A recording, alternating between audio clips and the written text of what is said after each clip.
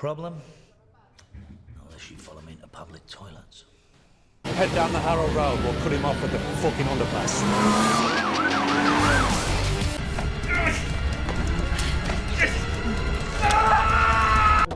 Police, open up! The film commences with Tom peacefully dozing on his couch.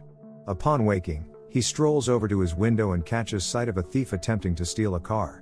Taking immediate action, Tom confronts the culprits, warning them to leave, but they ignore him, leading to a physical altercation. Tom efficiently subdues the thieves, issuing a stern warning that any future encounter will be lethal. However, the following day, news circulates that Tom brutally assaulted some seemingly innocent individuals. This incident triggers media scrutiny not only on Tom but also on his entire department. Concerned about Tom's actions, the department decides to send him to a counselor for assistance. Unfortunately, Tom's demeanor remains defiant during counseling. He even rudely smokes in front of the counselor. When confronted, he proceeds to threaten the counselor before returning to the police station. Enter Elizabeth, a constable, who visits Tom and discloses that she has been working undercover for an extended period. Elizabeth explains her mission against drug dealers, which required her to take drugs undercover to gain their trust. Elizabeth confesses that she delved into substance abuse, leading to her stint in rehab upon her return. Despite her efforts, she faced another setback by failing the sergeant test, resulting in her demotion to the rank of constable. Tom attempts to comfort her, but her despondency remains palpable. Seeking solace for himself, Tom approaches Bruce Roberts, a chief inspector and his colleague, who is grappling with the recent loss of his wife. While viewing her body, Bruce becomes emotionally distraught, prompting Tom to take him to a bar. Amidst drinks, Tom endeavors to lift Bruce's spirits, achieving some measure of success. In a subsequent scene, a female police officer strolls down the road when a hooded man emerges and shoots her. Tom, learning of the incident, rushes to the crime scene. Inquiries about Bruce flood in, but Tom reveals that Bruce is still mourning his wife's demise and won't be returning to duty anytime soon. Despite this, the gravity of the police officer's murder necessitates action, leading to the appointment of a temporary inspector named Porter Nash. However, other officers express reluctance to work under his command due to rumors circulating about Porter's sexual orientation.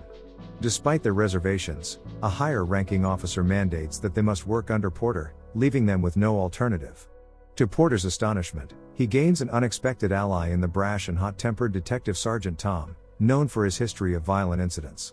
Meanwhile, during the ongoing investigation, Elizabeth receives a visit from a young gang member nicknamed Metal, who expresses fear that his gang may have been involved in a lethal incident.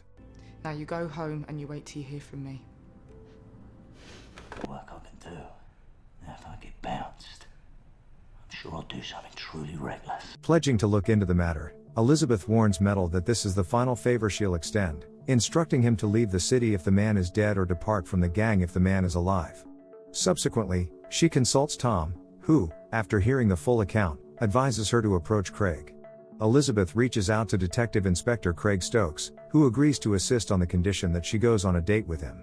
Meanwhile, a reporter receives a call from Barry, a boy claiming responsibility for shooting the police officer.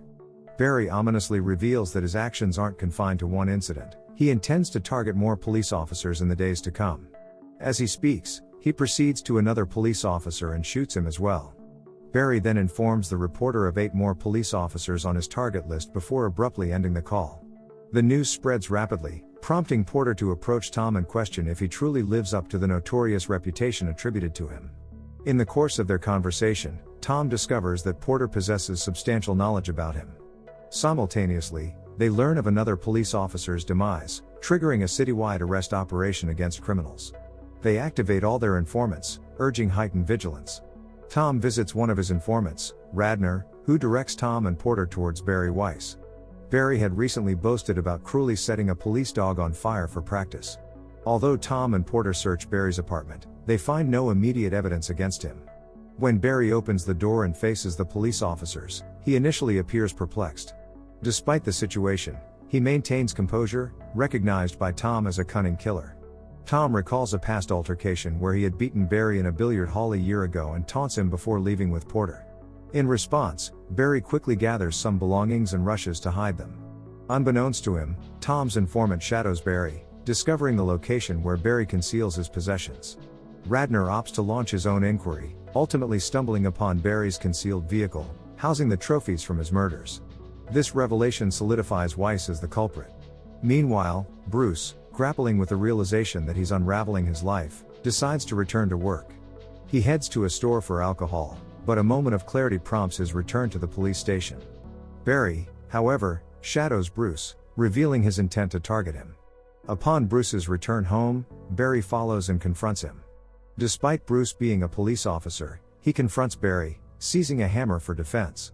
In a tense struggle, Barry wrests the weapon from Bruce and relentlessly attacks him.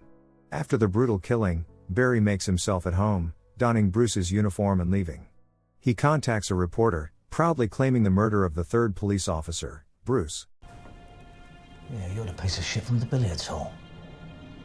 Later, he informs the journalist of his desire to grace the headlines as Blitz the next day. The shocking news of Bruce's demise reaches Tom, leaving him stunned as Bruce was a close friend. Simultaneously, Barry loads his belongings into a car trunk. Tom's informant, shadowing Barry's every move, observes him stowing his possessions. Seizing an opportunity, the informant contacts the reporter, claiming knowledge of the murderer. Negotiations ensue, with the informant demanding $50,000 for crucial evidence. The reporter, eager for information, agrees and is directed to a parking lot. At the designated location, the informant reveals Barry's belongings in the car, although the reporter harbors some skepticism. Despite doubts, the reporter acknowledges the uniform as Bruce's and consents to the payment. Unbeknownst to them, Barry, keenly observing the scene, notes the arrival of the inebriated informant and the reporter. Seizing the moment, he swiftly removes all evidence from the site as they depart. Elsewhere, Elizabeth seeks out Craig, inquiring about the well-being of the man in question. Craig reassures her that he's alive but injured, emphasizing the absence of a disclosed identity. In gratitude, Elizabeth offers assistance, and Craig requests nothing more than a drink the following night, to which she agrees. Simultaneously, the reporter accompanies the informant to a bar, handing over the agreed-upon sum.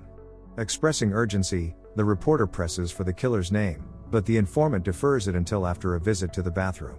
Unbeknownst to them, Barry, trailing their movements, enters the bar. Following the informant to the restroom, Barry confronts the terrified man. Despite pleas for mercy, Barry, devoid of compassion, proceeds to eliminate the informant, departing with a substantial sum of $50,000. Dunlop, the reporter, notifies the police about the car, leading to an empty discovery. Tom and a fellow police constable discern a pattern. Blitz targets officers who previously arrested Barry.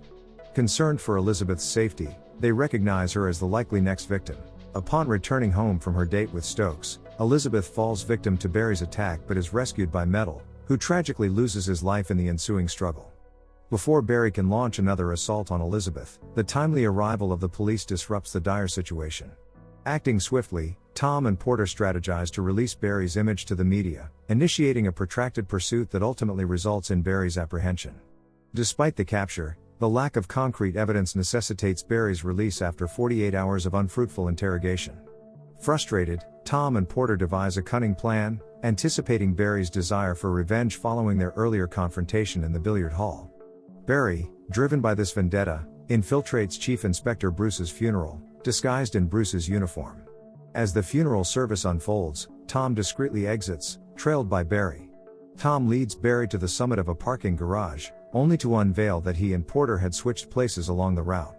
Caught off guard by Tom's concealed presence, Barry succumbs to a relentless beating, ultimately being overpowered and stripped of his firearm.